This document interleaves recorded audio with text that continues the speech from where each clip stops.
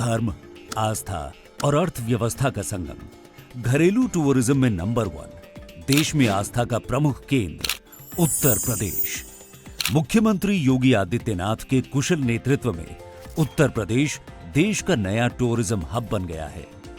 Tourism प्रदेश की अर्थव्यवस्था में पावरफुल फ्यूल का काम कर रहा है। विरासत को सम्मान दे करके कैसे अर्थव्यवस्था को आगे बढ़ाया जा सकता है, उत्तर प्रदेश उसका मॉडल बना है। एक समय था जब संकरी गलियां, अव्यवस्था, ब्रज, अयोध्या, काशी की पहचान हुआ करती थी। चित्रकूट, मां शाकंभरी धाम, नैमिषारण्य, बौद्ध सर्किट उपेक्षा का शिकार थे। प्रधानमंत्री नरेंद्र मोदी के मार्गदर्शन और सीएम योगी आदित्यनाथ के कर्मठ नेतृत्व ने उत्तर प्रदेश में आध्यात्मिक पर्यटन की क्षमताओं को पहचाना और फिर शुरू हुई कहानी धार्मिक स्थलों के कायाकल्प की। प्रभु श्री राम की नगरी अयोध्या 2017 तक लगभग वीरान पड़ी और फिर 2024 में उद्घाटन ने श्रद्धालुओं की संख्या कई गुना बढ़ा दी।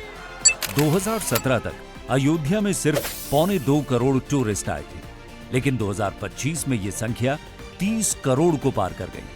बेहतर रोड, रेल और एयर कनेक्टिविटी से अयोध्या को दुनिया के नक्शे पर स्थापित कर दिया। अयोध्या को कोई आगे बढ़ने से रोक नहीं सकता। दिव्य और भव्य अयोध्या प्रधानमंत्री मोदी जी के नेतृत्व में, बहनों और भाइयों, यह वह सरकार है जो विरासत का भी सम्मान करती है और विकास के कार्यों को भी आगे बढ़ाती है। अयोध्या भव्य और दिव्य बनी तो नए होटल्स, रेस्टोरेंट और होम स्टे के लिए रास्ते खुले। रेवेन्यू सरप्लस हुआ। 2017 से पहले ठेले वाले, रिक्शे वाले जहां हर रोज 400 से 500 रुपए कमाते थे, वो संख्या अब 2 से 3 हजार रुपए के बीच पहुंच गई है। एक रिसर्च के मुताबिक 2028 में अयोध्या की टूरिज्म इकोनॉमी 18,000 करोड़ तक पहुंच सकती है।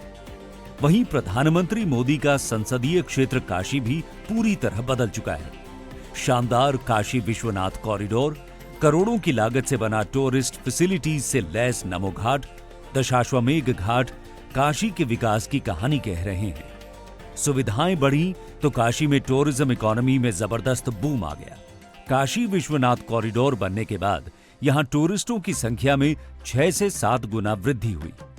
2017 में जहां 77,37,334 टूरिस्ट आए, वहां 2025 में 17,30,73,888 टूरिस्ट हो गए। एक रिसर्च के मुताबिक 3.5 साल में काशी ने प्रदेश की अर्थव्यवस्था में 1.25 लाख करोड़ रुपए का योगदान दिया।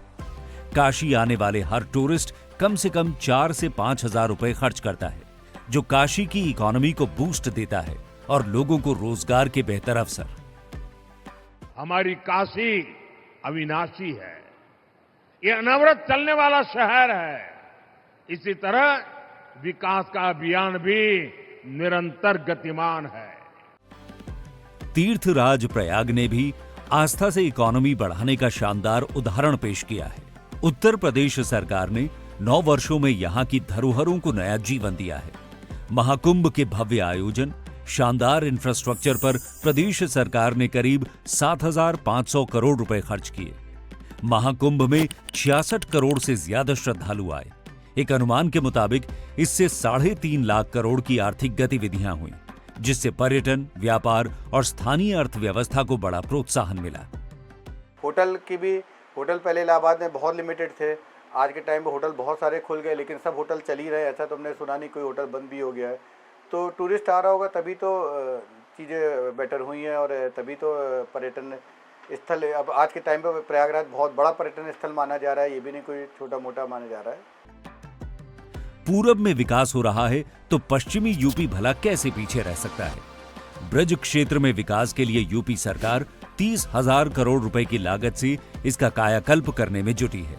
कई परियोजनाएं चलाई जा रही हैं, जिसमें बांके बिहारी मंदिर कॉरिडोर का निर्माण, पैदल परिक्रमा मार्ग, टूरिस्ट फैसिलिटेशन सेंटर, यमुना घाटों का पुनरुद्धार शामिल है।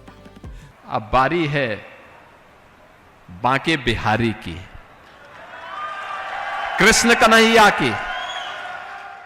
सुविधाओं के अलावा हाल ही में जेवर एयरपोर्ट के उद्घाटन के बाद श्रद्धालुओं के लिए ब्रज आना जाना और आसान हो गया है। सुविधाएं बढ़ी तो टूरिस्ट फुटफॉल 2025 में 10 करोड़ पर पहुंच गया। इससे होटल संचालकों, रिक्शा चालकों, नाविकों, स्थानीय दुकानदारों की आय में जबरदस्त वृद्धि हुई है। धंधा तो यहाँ बहुत बड़ा है। योगी जी ने बहुत अच्छा यहाँ पे सड़कों का जाल बनाया है। एक्सप्रेसवे से भी कनेक्टिविटी बढ़ा दी है, तीन तरफ से। इधर हाईवे से भी कनेक्टिविटी 3-4 तरफ से बढ़ा दी है। इस कारण वृंदावन में बहुत यात्री आ रहा है। तो आप देख लो, खुद देखो, यहाँ से 6 किलोमीटर इधर चले जाओ, 6 किलोमीटर इधर तक चारों तरफ स्टॉल लगी हुई मिलेंगी। व्यापार तो बहुत बड़ी सीमा में बढ़ा है। लखनऊ से तकरीबन 92 किलोमीटर दूर नैमिषारण्य धाम का भी योगी सरकार 100 करोड़ से अधिक की लागत से विकास कर रही है। मां ललिता देवी कॉरिडोर, वेद विज्ञान अध्ययन केंद्र बनाने के साथ साथ इस जगह को 4 लेन कनेक्टिविटी से जोड़ा गया है। Pilgrim interpretation centre, tourist facilitation centre, आस्था के इस केंद्र को आधुनिकता से जोड़ा जा रहा है। यहां हो रहे विकास के कामों से यहां टूरिस्ट की संख्या बढ़ रही है, जिससे स्थानीय रोजगार में भी वृद्धि हुई है।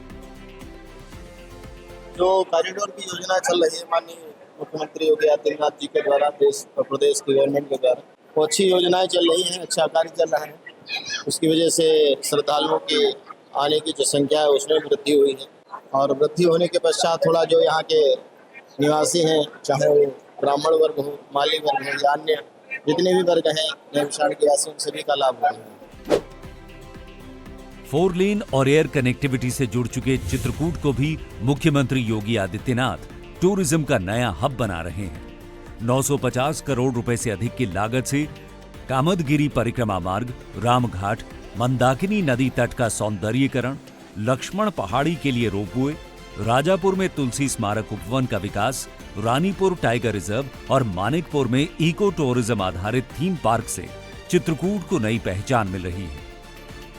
तो चित्रकूट के प्रति, प्रभु श्री राम के प्रति आपके पूर्वजों ने जो उस समय योगदान दिया था, तो उसके प्रति कृतज्ञता ज्ञापित करते हुए उपहार स्वरूप 950 करोड़ रुपए से अधिक की परियोजनाओं का उपहार इस जनपद को प्राप्त हो रहा है। बढ़ता टूरिज्म यूपी को $1 ट्रिलियन की इकोनॉमी बनाने में अहम भूमिका निभा रहा है। 2024 में यूपी में जहां लगभग 65 करोड़ टूरिस्ट आए, तो 2025 में आंकड़ा 156 करोड़ तक पहुंच गया। आज यूपी घरेलू टूरिज्म में पहले स्थान पर है। 2016-17 में 13.30 लाख करोड़ रुपए की जीएसडीपी वाला यूपी 30.25 लाख करोड़ रुपए की अर्थव्यवस्था वाला प्रदेश बन चुका है। अब लक्ष्य है इसे 40 लाख करोड़ रुपए तक पहुंचाना।